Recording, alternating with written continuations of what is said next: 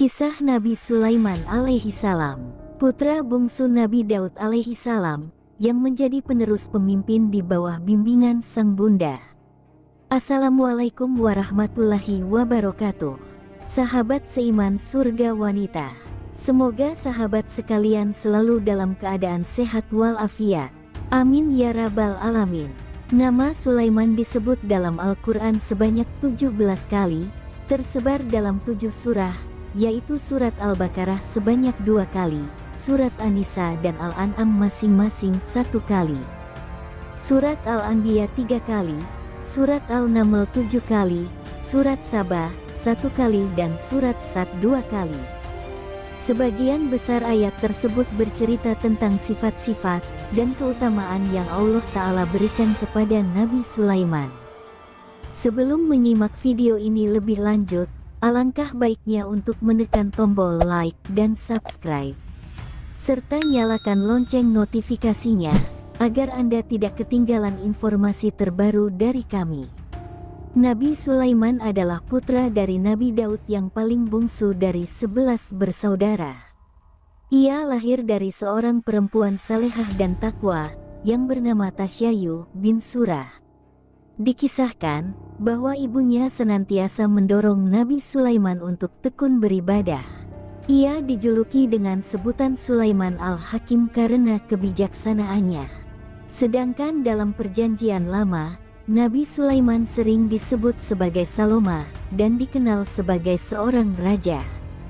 Sejak kecil Nabi Sulaiman dikenal saleh dan taat beribadah, sehingga kehadirannya di tengah keluarga dianggap sebagai karunia Allah Ta'ala.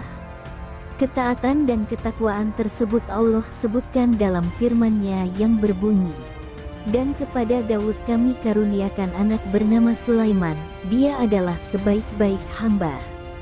Sungguh, dia sangat taat kepada Allah." Al-Quran Surah Sad ayat 30.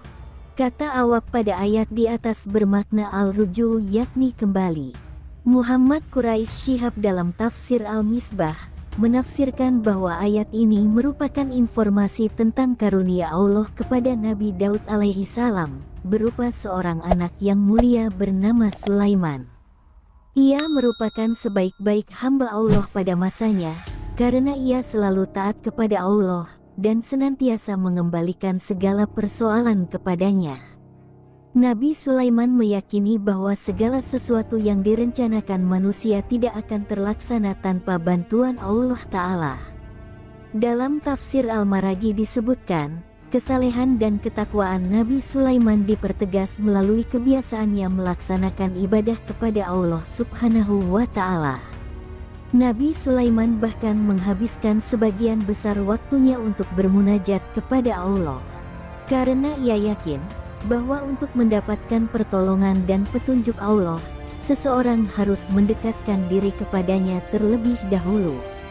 Selain hamba yang taat dan takwa, Nabi Sulaiman juga seorang yang cerdas dan bijaksana dalam mengambil keputusan. Sifatnya ini tidak lepas dari upaya Nabi Daud yang menginginkan agar anaknya tumbuh menjadi seorang raja yang cerdas dan bijaksana. Dari sekian banyak anak Nabi Daud, hanya Nabi Sulaiman yang mampu memenuhi impiannya. Selama bertahun-tahun, Nabi Daud telah menantikan seorang penerus yang cocok bagi kerajaannya. Namun ia tidak kunjung menemukan pengganti yang mampu mengampu tanggung jawab tersebut. Siang dan malam Nabi Daud berdoa kepada Allah agar diberikan keturunan yang mulia. Doa-doa tersebut kemudian Allah Ta'ala jawab dengan menghadirkan seorang anak yang bernama Sulaiman. Salah satu bukti kecerdasan Nabi Sulaiman adalah keputusan bijaknya mengenai sengketa antara pemilik kebun dan kambing. Kisah ini tertuang dalam Al-Quran Surah Al-Anbiya ayat 78-79 yang artinya, "Dan ingatlah kisah Daud dan Sulaiman, ketika keduanya memberikan keputusan mengenai ladang, karena ladang itu dirusak oleh kambing-kambing milik kaumnya. Dan kami menyaksikan keputusan yang diberikan oleh mereka itu. Dan kami memberikan pengertian kepada Sulaiman tentang hukum yang lebih tepat, dan Kepada masing-masing kami berikan hikmah dan ilmu, dan kami tundukkan gunung-gunung dan burung-burung, semua bertasbih bersama Daud. Dan kamilah yang melakukannya. Berkenaan dengan ayat tersebut, dikisahkan bahwa suatu ketika dua orang laki-laki yaitu pemilik kebun dan kambing, mengadukan permasalahan mereka kepada Nabi Daud terkait tanaman yang dimakan kambing. Beliau berkata, "Pergilah dan seluruh kambing itu milikmu untuk pemilik kebun."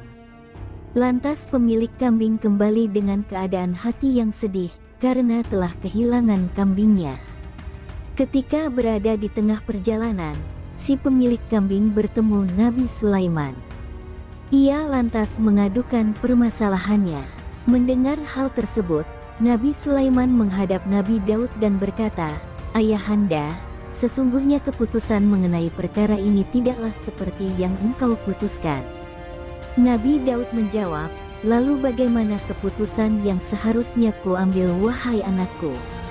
Nabi Sulaiman berkata, "Serahkan kambing itu kepada pemilik tanaman, agar ia dapat memanfaatkan susu, anak-anak dan bulunya.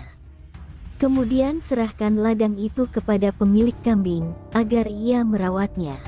Setelah itu, masing-masing dapat mengambil hak mereka kembali." Mendengar keputusan Nabi Sulaiman, Nabi Daud tersenyum dan berkata, "Aku menyetujui keputusan tersebut. Demikian yang dapat kami sampaikan kali ini. Semoga bermanfaat bagi kita semua.